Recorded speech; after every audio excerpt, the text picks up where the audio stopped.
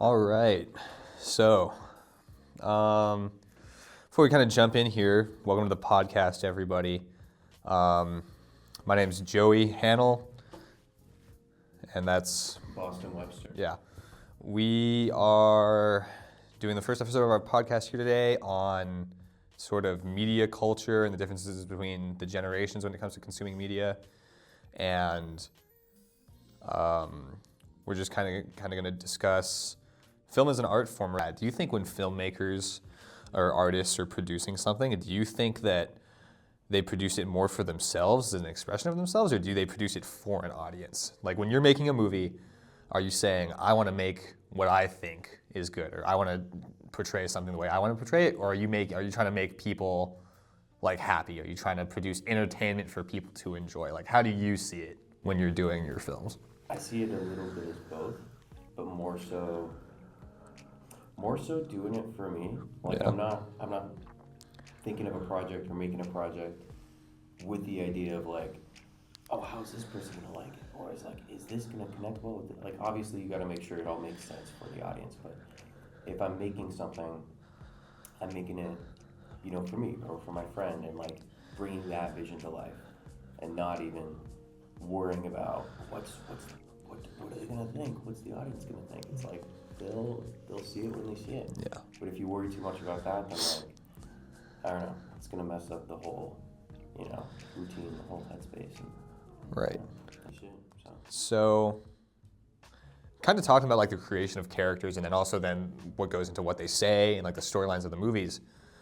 When you are, kind of imagining this stuff and using that creative headspace to make these stories or make these characters, are you primarily inspired by things that happened like recently? Like, okay, you're in college and we're making a movie about a bunch of college guys looking for the remote.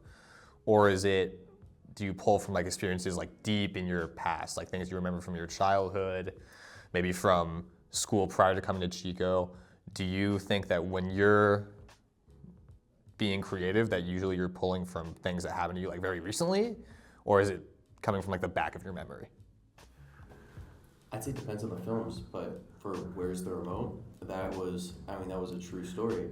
Yeah. That was based on a true story. Me and my roommate, we were home, we wanted to watch TV, and we were both under the influence, and we could not find the remote. And we were searching for like 30 minutes, like in between the couch drawers. I started looking in like the kitchen drawers, thinking like, oh haha, someone's playing a prank on us. They hid it in the kitchen. And we never found the remote that night. We never did. We never watched TV. But then that clicked in the movie. I'm like, this could be a funny movie idea, because like, why am I looking through the kitchen drawers for a TV remote? How like crazy can I get it if it's a montage of like a film?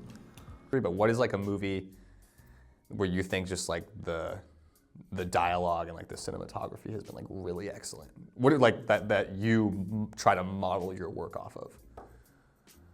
One that I really like, and this is just like a personal favorite, is The Lighthouse.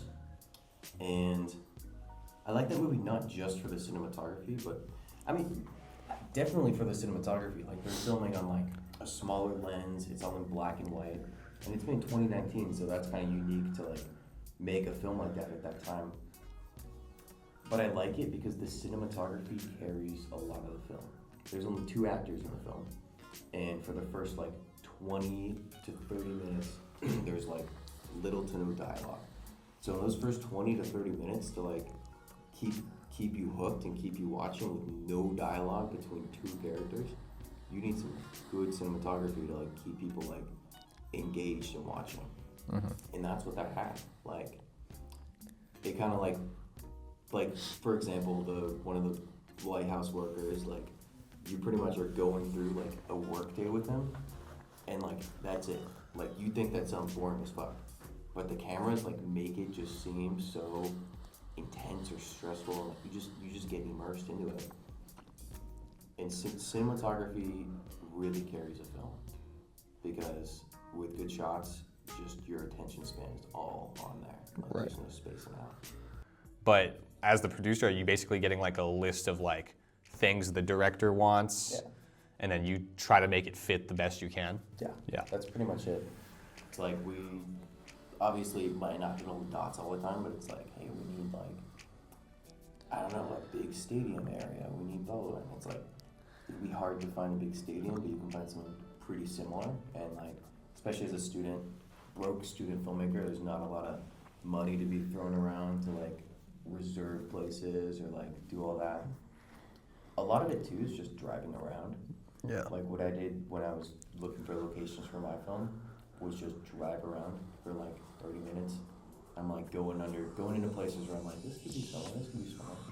And then just writing down like, location one, like, had this good about it, this was bad about it. And then later on when I look back at all of them and look through the pictures I took, I'm like, okay, like we're doing here, we're doing that. And it's not hard at all, it's just like, it can be a bit of a time thing, because if it's a hard location, you could be out driving for like 2 hours trying to find something and like doing research on locations, but overall, I find it really fun to just blast music and Yeah. on the film. Kind of talking more about the movies you've made. Let's jump into the movies that are actually up right now on this channel that people can go watch right after this. Okay. So I believe it's actually only 2 right now, right? Only 2. There's only 2. Like at the time we're filming this, right? If this gets posted like Probably after. could be more by maybe not, I don't know. Yeah. But let's talk about the first one, which is The Janitor. So what is the story behind the making of The Janitor? So probably like 2 years before The Janitor even was a thing, my friend Ryan, who helped co-direct it, made this joke about a janitor in like the school and just like kept making this joke about like this scary janitor. And it was just funny. We're like, oh, Yeah. wow, like It was like a fake. It was like a fake horror story that he created. exactly a fake horror story he created to like scare people Yeah. from going into the school. And 2 years later, like this story was brought up again, and we're laughing and we're like, dude, like what if we just make this horror story? It wasn't hard to find the locations, and one of them too, which is really funny, is we filmed at where I work, SouthBay Aquatics, and we had to use like a fake gun to like go in, like for the scene, like the shot had a fake gun, and like it did look kind of real. Yeah. And then I'm just like walking around, like no one was there, thank God, but like, just I don't even know that. So both of those movies are kind of like horror comedies.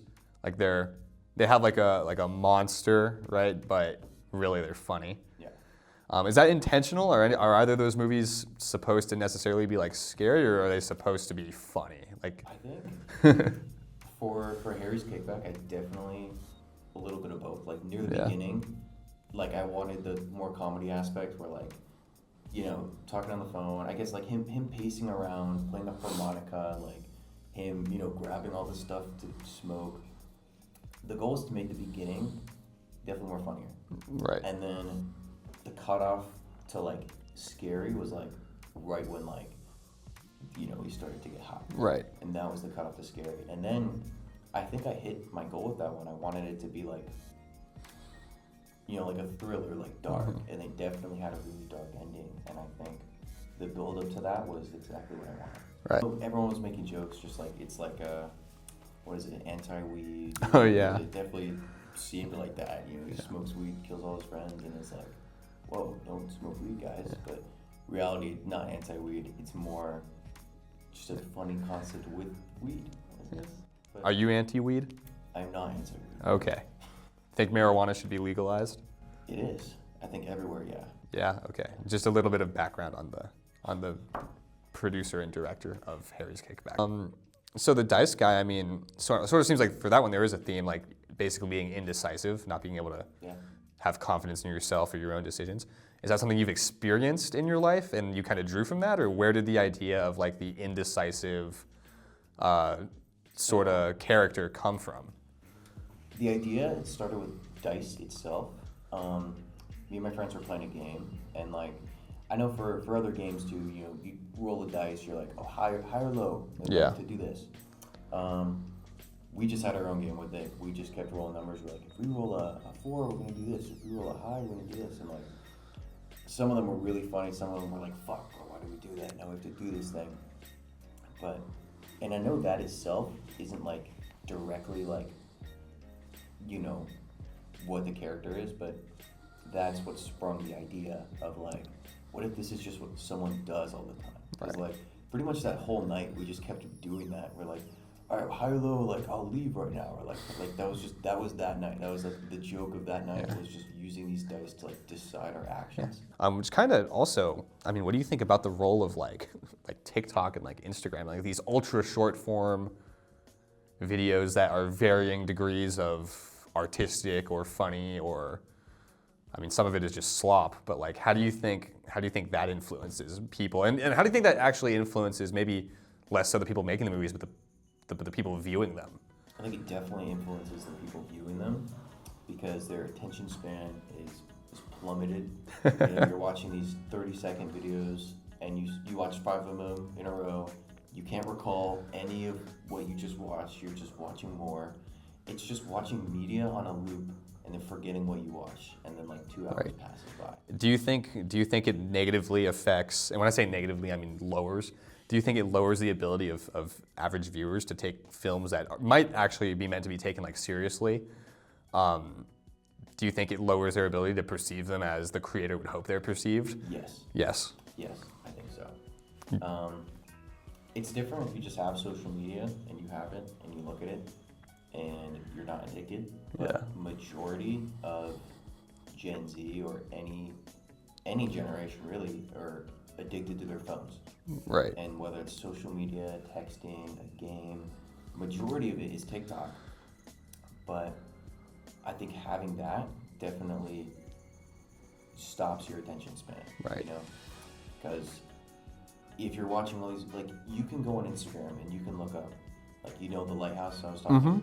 You can probably look up the Lighthouse, like, film recap, 30 seconds, or just watch the Lighthouse film, and you can watch it in like a reel form, probably. Right. Sped up 3 times and just watch the whole fucking movie.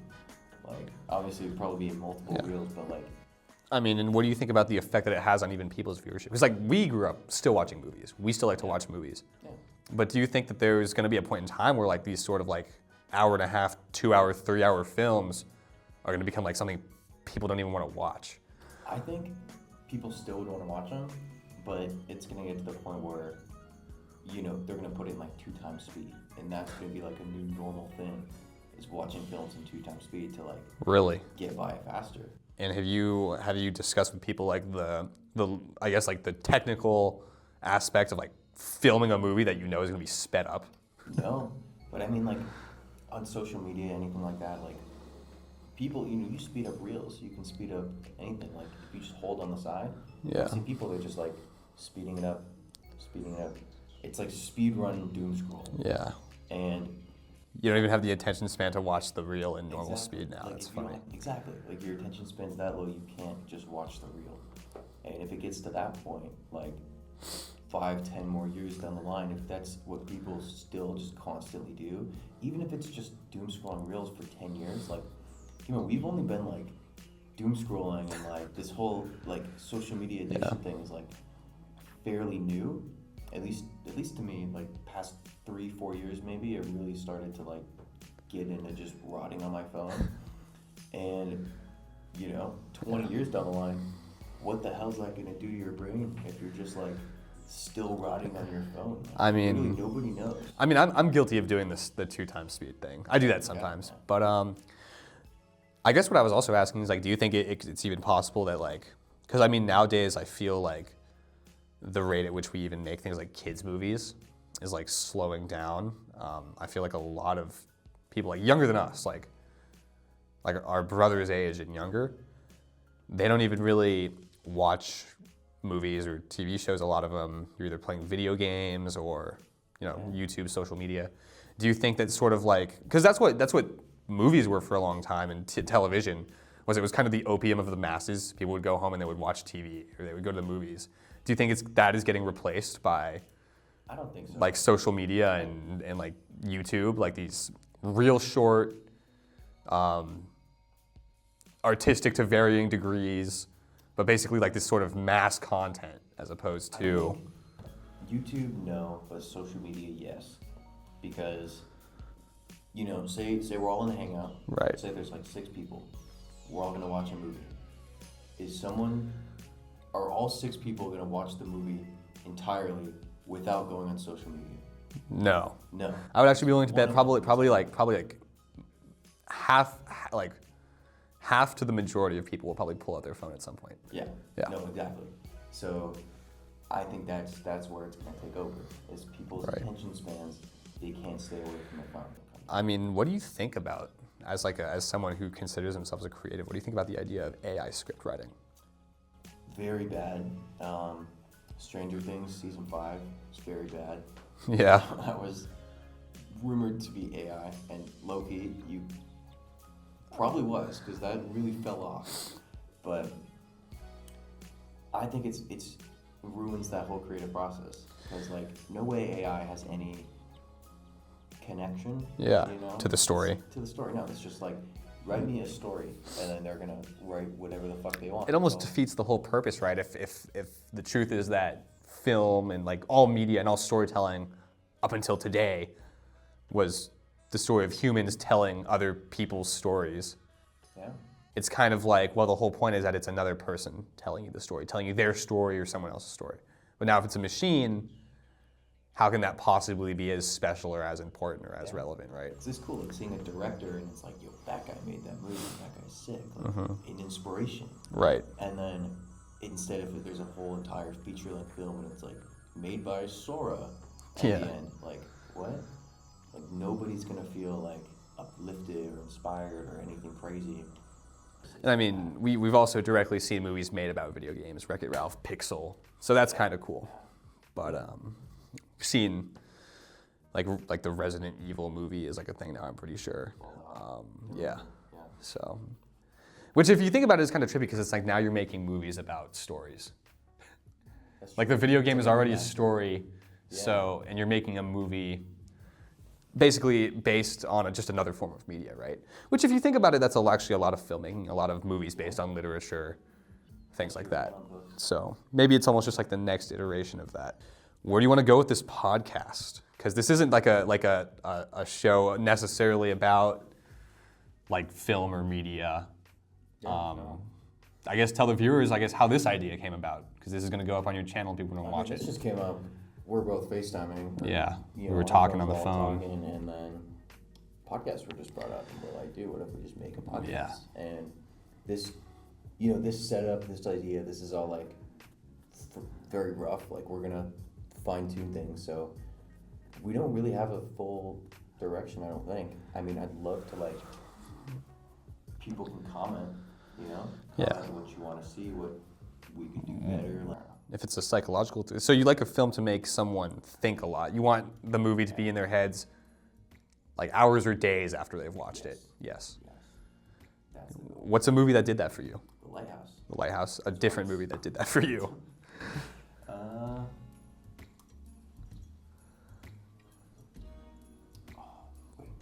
Fractured.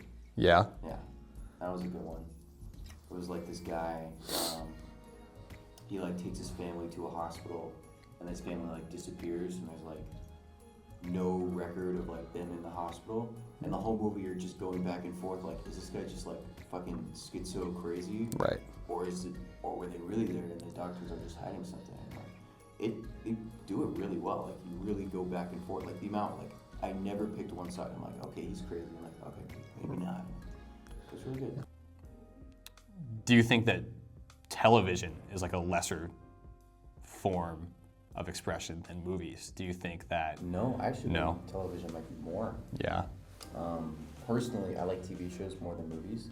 That's just what I watch more and all that, because like you get way more immersed, I guess. Like a movie, definitely, you know, good characters, good build up, everything. But a TV show, you really have to like a lot more effort, because you got to plan out, like, obviously you're not going to plan like the ending of the show when you're writing the first couple episodes. Depends on how long the show is, but if it's a show that's going to go on for like 5 seasons, you're hoping, like, obviously you wouldn't know that writing the first one, but there's got to be some good writing, especially like making a pilot episode, hoping to make more episodes. You got to like put a lot into that, like make them want to see more and like give it a lot of potential. And I like 'cause it's slower too, whereas like in a movie, when it's introducing the character in the scene, it normally happens like the first 5 minutes. Where a TV show, it can take a full episode to introduce like just the main character, and then you got the next one. And Right. it's like more time for storytelling. That's what I like about it. No, that's actually like a really well articulated answer. I like that answer. Something we actually skipped and did not really talk a lot about was actors and acting. We talked about directing, producing, a little bit about camera work, but you talk about wanting to be a storyteller, how you think film is this great art form, but you don't want to actually portray characters. You have a little bit, if I'm correct, Yeah. but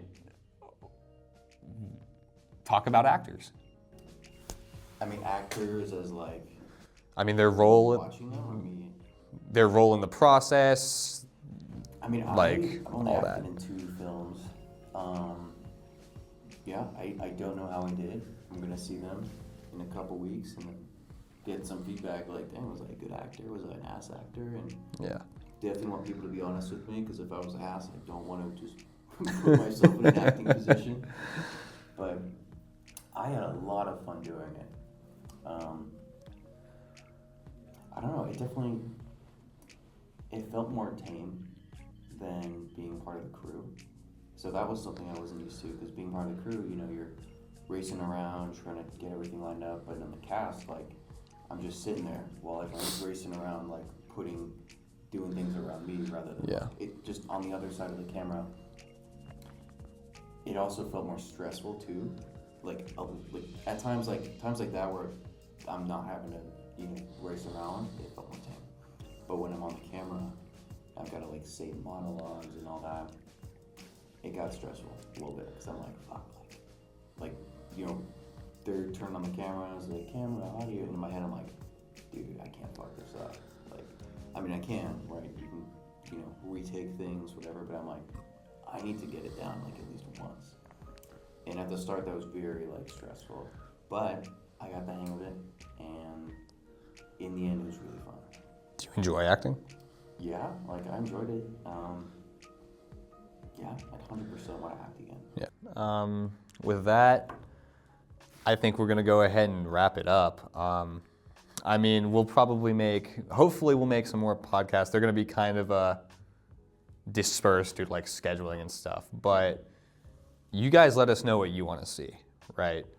Like I said before, we didn't envision this as like a talk show about film or anything like that. Yeah. This is the first episode of what is hopefully more interviews with just a whole variety of people. Yeah. And we're gonna plug our socials in the bio, right? So go ahead and give us a follow on Instagram, subscribe to the channel, everything like that. And we did a whole segment here about basically the benefit of feedback. So let us know what you guys liked. Let us know what you want to see more of, and just give us your thoughts in the comments or our direct messages. And we really appreciate you guys viewing. Yeah, thank you guys. Have a good one. Hour and 20 minutes.